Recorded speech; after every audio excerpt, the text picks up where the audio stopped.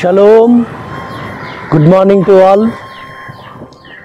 ఆ యెహోవా సన్నిధిలో నుంచి ఆయన కాంతి మీ మీద ఉదయింపచేయునుగాక, ఆయన మేలుతో మిమ్మల్ని నింపునుగాక.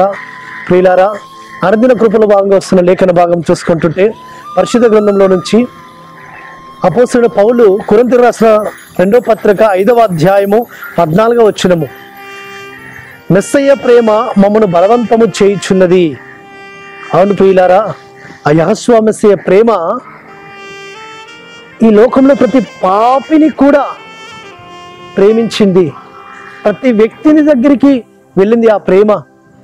ఆ ప్రేమ ఏ మాత్రము కూడా స్వార్థం ఆశించకుండా ప్రేమించిన ప్రేమ యెహోవా మెస్సయ్య ప్రేమ.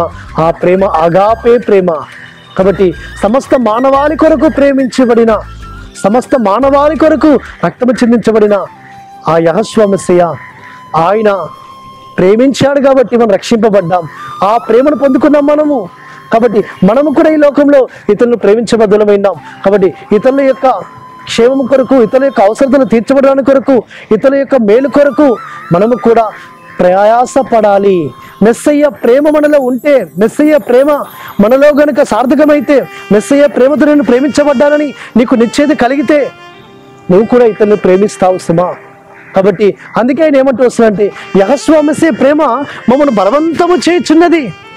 ఆయన పరిచర్య కొరకు, ఆయన నీతిరా స్థాపన కొరకు, అభాగ్యుల కొరకు, ఆకలి తప్పుల వారి కొరకు, అయ్యో ఈ లోకంలో శ్రమ పడుతున్న వారి కొరకు, ఇబ్బందులు ఉన్న వారి కొరకు మేలు చేయడానికి కొరకు. కాబట్టి అపోస్తలుడైన పౌలు వలె మనము కూడా అందాం, యెహోవా మెస్సయ్య ప్రేమతో నేను ప్రేమించబడ్డాను. ఆ ప్రేమను పొందుకున్న నేను అనేకులకు కూడా ఆ ప్రేమను తెలియజేస్తాను. అనేకులకు కూడా నా క్రియల ద్వారా ఆ ప్రేమను కనపరుస్తాను.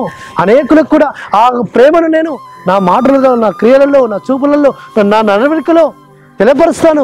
ఎందుకంటే నా యొక్క స్వరూపము యెహోవా మెస్సయ్య స్వరూపంలో మార్చబడింది.